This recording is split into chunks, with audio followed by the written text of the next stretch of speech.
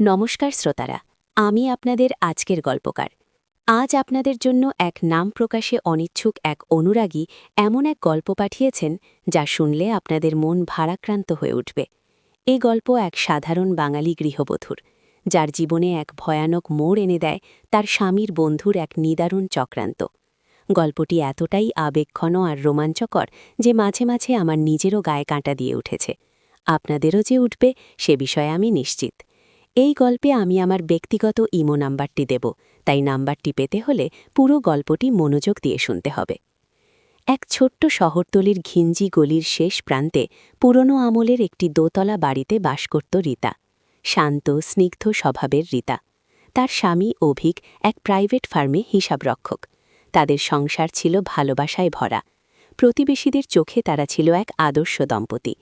কিন্তু জীবনের প্রতিটি শান্ত নদীর ওপারে যে এক ভয়ানক জলপ্রপাত লুকিয়ে থাকে তা কে জানত। অভিকের ছোটবেলার বন্ধু অর্ণব। বাইরে থেকে দেখতে শান্ত, কিন্তু মনের গভীরে তার এক অন্য রূপ। অভিকের বাড়িতে তার যাতায়াত ছিল নিয়মিত। রীতার সাথেও তার পরিচয় অনেক দিনের। প্রথম দিকে সাধারণ সৌজন্যমূলক কথাবার্তাই চলত, কিন্তু সময়ের সাথে সাথে অর্ণবের দৃষ্টিতে এক ভিন্ন ঔৎসুক্য দেখা দিতে শুরু করে। রীতা প্রথমে তা খেয়াল করেনি, বা হয়তো খেয়াল করতে চায়নি। অভিকের অনুপস্থিতিতে অর্ণব যেন রীতার জীবনে এক নতুন মাত্রা যোগ করছিল। তার কথা বলার ভঙ্গি, তার চতুর হাসি, তার তীক্ষ্ণ বুদ্ধি সব মিলিয়ে এক চুম্বকের মতো আকর্ষণ করত রীতাকে। একদিন অভিক জরুরি কাজে বাইরে গিয়েছিল। অর্ণব আসে রীতাকে দেখতে। সেদিনকার আলোচনায় অর্ণব এমন কিছু কথা বলেছিল যা রীতার মনে এক অজানা ঝড় তুলেছিল। সে বলেছিল, রীতা, তুমি যে কত সুন্দর তা শুধু অভিক নয়, এই পৃথিবীও হয়তো জানে না। তোমার চোখের গভীরে যে মেঘ জমে আছে তা আমি দেখতে পাই। সে মেঘ কি শুধু অভিকের জন্য নাকি অন্য কারোর জন্য? রীতার বুক থুকপুক করছিল। সে বুঝতে পারছিল না অর্ণব ঠিক কী বলতে চাইছে, কিন্তু তার প্রতিটি শব্দ যেন রীতার হৃদয়ের গভীরে গেঁথে যাচ্ছিল। সে নিজেকে সামলে নিয়ে বলেছিল, আপনি কি বলতে চান আমি বুঝতে পারছি না। অর্ণব মুচকি হেসে বলেছিল, যা দেখতে পাচ্ছ তাই। সেই দিন থেকে রীতার জীবন এক নতুন পথে চলতে শুরু করে। অর্ণব প্রায়ই আসত, অভিকের অজান্তেই, কখনো কাজের অজুহাতে, কখনো বা এমনি। তার আশা মানেই রীতার জীবনে এক নতুন উত্তেজনা। অর্ণব রীতার মনের গভীরে প্রবেশ করতে শুরু করে। সে রীতার অপূর্ণ স্বপ্ন, তার আকাঙ্ক্ষা, তার মনের কথাগুলো সব শুনত।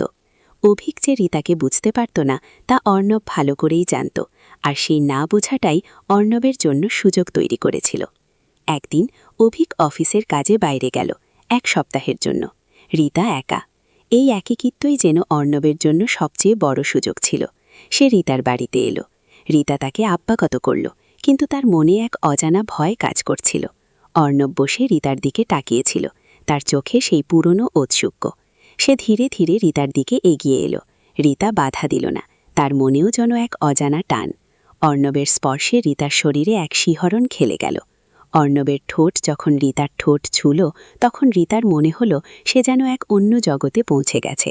সেখানে ভয় নেই, লজ্জা নেই, আছে শুধু তীব্র এক আকর্ষণ। সেই রাতে দুটি শরীর এক হয়ে গেল। অর্ণবের আলিঙ্গনে রীতা যেন নিজেকে হারিয়ে ফেলেছিল, কিন্তু এই হারিয়ে যাওয়ার মধ্যেই ছিল এক ভয়ানক ফাঁদ।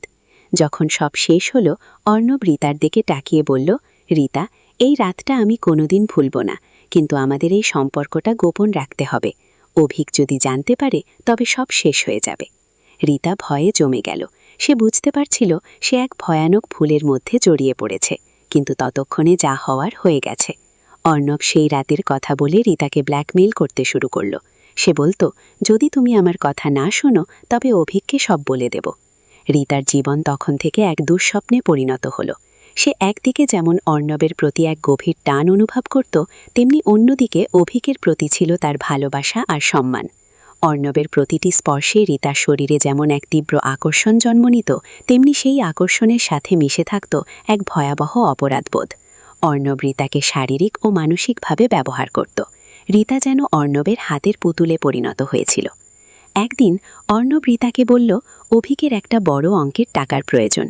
আমি তাকে সাহায্য করতে পারি, কিন্তু তার বদলে অভিকের কিছু পুরনো জিনিস আমার চাই। তুমি যদি অভিকের লকার থেকে সেই জিনিসগুলো এনে দিতে পারো তবে আমি অভিককে সাহায্য করব। রীতার মনে দ্বিধা। সে অভিকের সাথে এমন বিশ্বাসঘাতকতা করতে পারবে না, কিন্তু অর্ণবের ভয় তাকে তাড়া করে বেড়াচ্ছিল।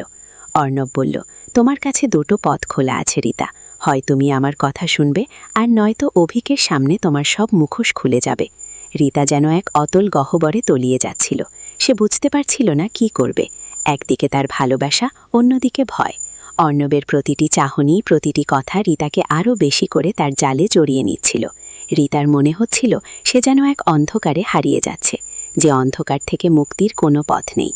একদিন অর্ণব আবার এলো, তার হাতে এক গ্লাস শরবত। সে রীতাকে বলল, আজ রাতটা শুধু আমার রীতা, অভিক আজ বাড়ি ফিরবে না, আমরা একটু দূরে কোথাও যাই। রীতা ভয়ে উত্তেজনায় কাঁপছিল।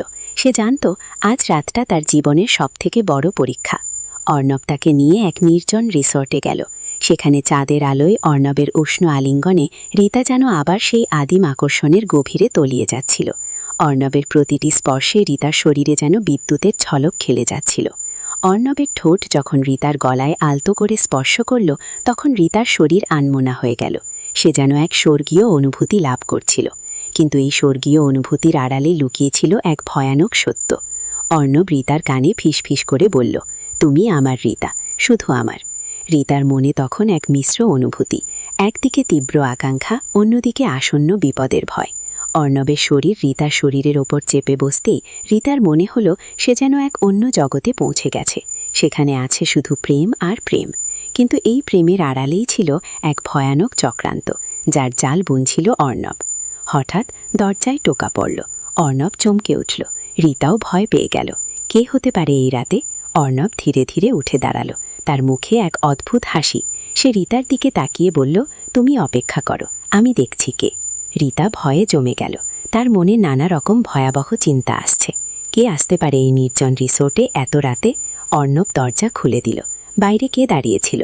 রীতার মনে হলো তার জীবনের সবথেকে ভয়াবহ মুহূর্ত বুঝি শুরু হতে চলেছে। সে দরজার দিকে তাকিয়ে রইল। তার হৃৎপিণ্ড তখন অসম্ভব দ্রুতগতিতে ছুটছিল। বাইরে কে দাঁড়িয়েছিল? তা কি অভিক, নাকি অন্য কেউ? অর্ণবের মুখের সেই অদ্ভুত হাসি কি কোনো নতুন রহস্যের ইঙ্গিত দিচ্ছে? এই প্রশ্নগুলো রীতার মনে তখন তোলপাড় করছিল। পরবর্তী পর্বে কি হবে তা জানতে হলে আমার এই গল্পটি শুনতে থাকুন। আর হ্যাঁ, আপনাদের মতামত জানাতে ভুলবেন না। কমেন্ট করে জানান আপনারা কি এই গল্পের দ্বিতীয় পর্ব শুনতে চান। আর আমার চ্যানেলটি সাবস্ক্রাইব করুন যাতে পরের পর্বটি মিস না হয়। এই গল্প এখানে শেষ নয়।